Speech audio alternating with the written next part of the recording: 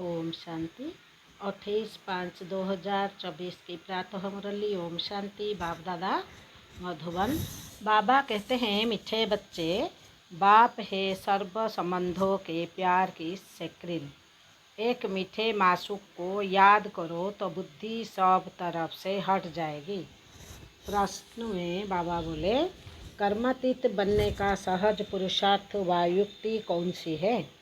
उत्तर में बाबा ने बोले, भाई भाई की दृष्टि को पक्का करने का पुरुषार्थ करो। बुद्धि से एक बाप के सिवाय और सब कुछ भूल जाए, कोई भी देहदारी संबंध याद न आए, तब कर्मातीत बनेंगे। बाबा क्या बोलते हैं, अपने को आत्मा भाई भाई समझना, यही पुरुषार्थ की मंजिल है। भाई भाई समझने से देह की दृष्टि विकारी ख्यालात खत्म हो जाएंगे। ओम शांति। डबल ओम शांति। डबल कैसे है? यह तो तुम बच्चों की ही बुद्धि में है। बाप भी बच्चों को ही बेट समझाते हैं। पहले तो बाप का निश्चय होना चाहिए, क्योंकि यह बाप भी है, टीचर भी है, गुरु भी है। यूँ तो लौकिक रीति से अलग अलग होते हैं। टीचर जवानी में किया जाता है, गुरु 60 वर्ष की आयु के बाद करते हैं। टीचर जवानी में किया जाता है, गुरु 60 वर्ष की आयु के बाद करते हैं। यह तो जब आते हैं तीनों ही इकट्ठी सर्विस करते हैं। कहते हैं छोटे बड़े सब पढ़ सकते हैं। बच्चों की ब्रेन अच्छी फ्रेश होती है। यह तो बच्चे समझ गए, छोटे बड़े सब जीव की आत्मा जरूर है। आत्मा जीव में प्रवेश करती है। आत्मा और जीव में फर्क तो है ना। यहाँ तुम बच्चों को आत्मा और परमात्मा का ज्ञान दिया जाता है। आत्मा तो अविनाशी है। बाकी शरीर यहाँ भ्रष्टाचार से पैदा होता है, वहाँ तो भ्रष्टाचार का नाम ही नहीं होता। गाया जाता है संपूर्ण निर्विकारी दुनिया। श्रेष्ठाचारी और भ्रष्टाचारी अक्षर है ना। यह सब बातें बाप ही समझाते हैं। बच्चों को सिर्फ यह पक्का निश्चय हो जाए कि हम आत्माओं का बाप हमको पढ़ाते हैं। बाप आते ही है पुरुषोत्तम संगम युग पर, तो इससे सिद्ध होता है कनिष्ठ से पुरुषोत्तम बनाते हैं। यह दुनिया ही कनिष्ठतम प्रधान है।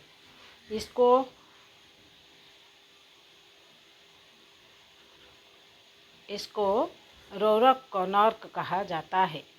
अब हमको वापिस जाना है, इसलिए अपने को आत्मा समझो। बाप आए हैं लेने लिए, हम भाई भाई हैं, यह पक्का निश्चय कर लो।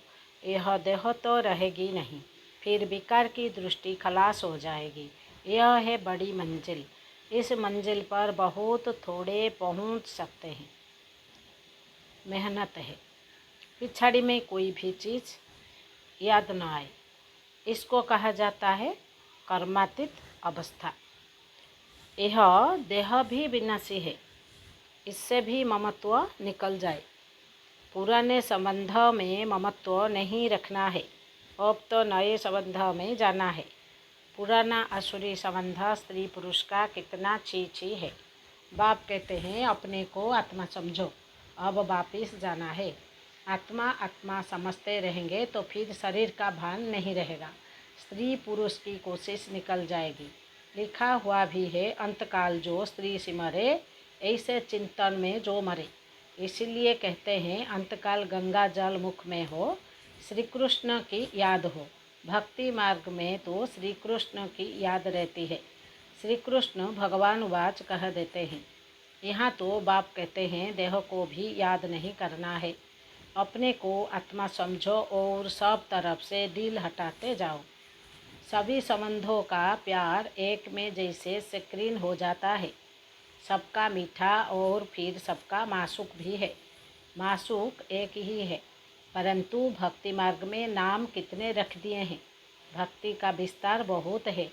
यज्ञ तप दान तीर्थ व्रत करना, शास्त्र पढ़ना, यह सब भक्ति की सामग्री है। ज्ञान की सामग्री तो कुछ भी है नहीं।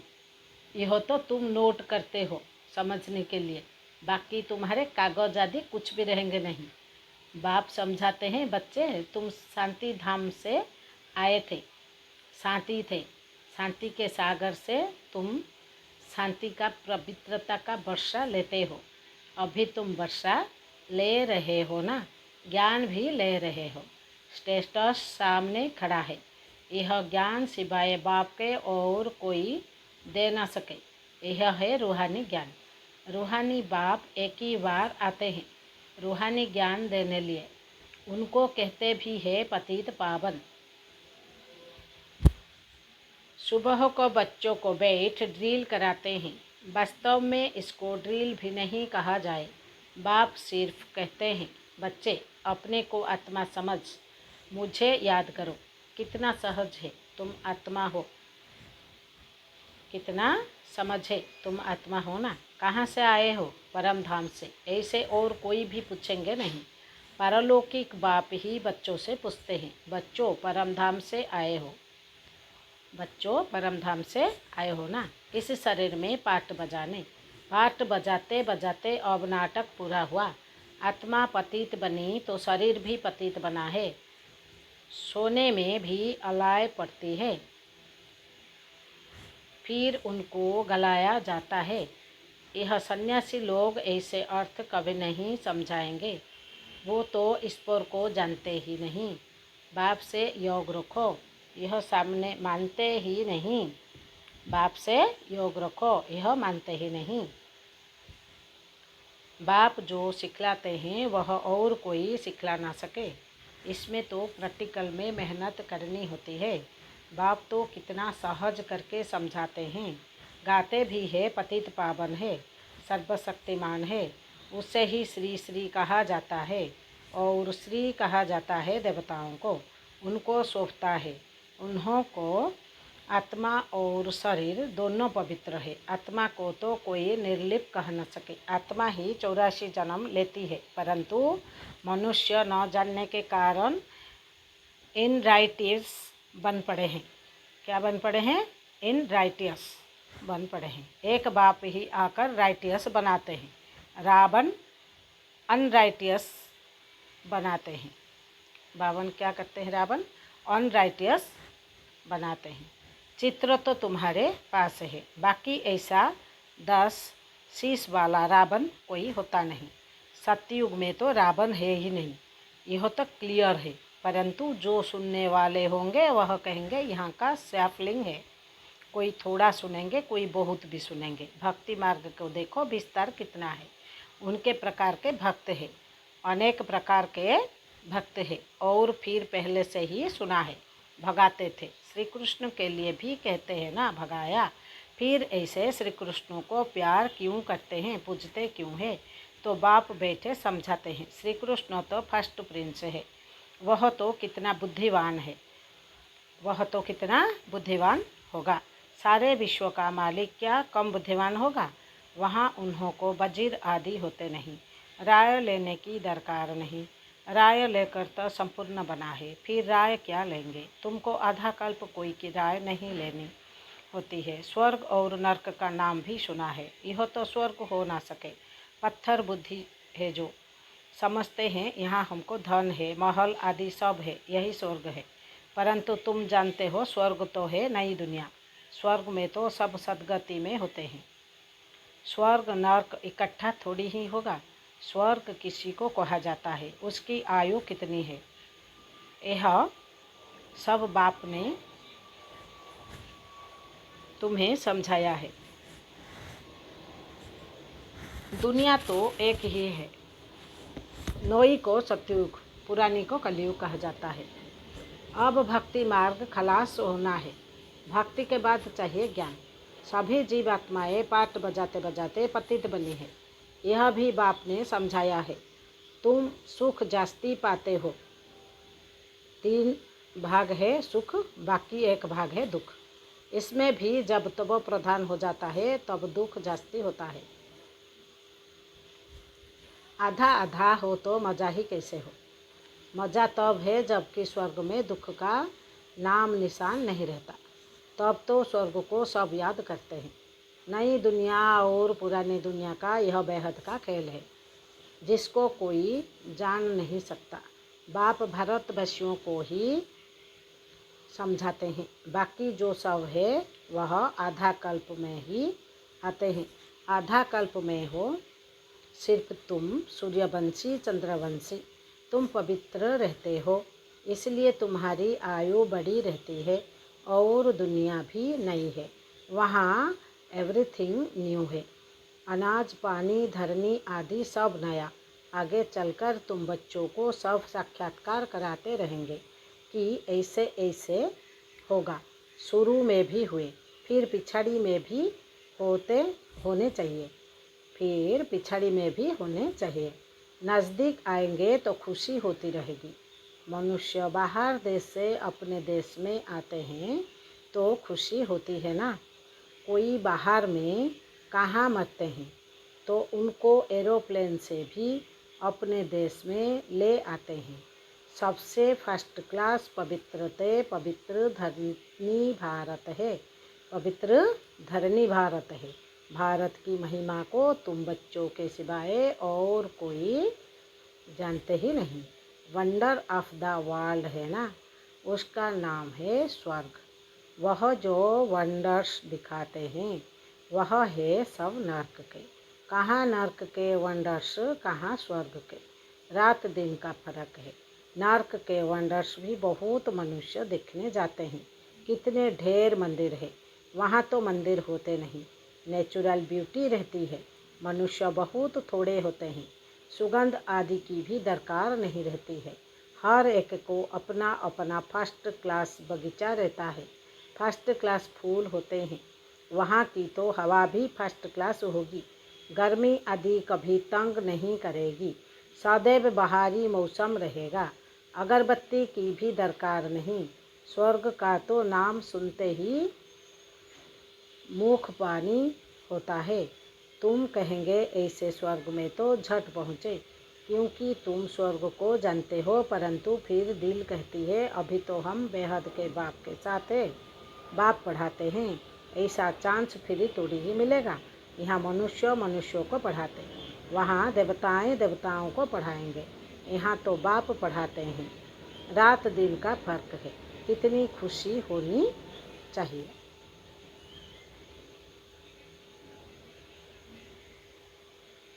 84 जन्म भी तुमने लिए हैं। तुम ही वर्ल्ड की हिस्ट्री ज्योग्राफी को जानते हो कि हमने तो अनेक बार यह राज्य लिया, फिर रावण राज्य में आए। अब बाप कहते हैं तुम एक जन्म पवित्र बनो तो 21 जन्म तुम पावन बन जाएंगे। क्यों नहीं बनेंगे, परंतु माया ऐसी है। भाई बहन की भी दाल नहीं गलती, कच्चे रह जाते हैं।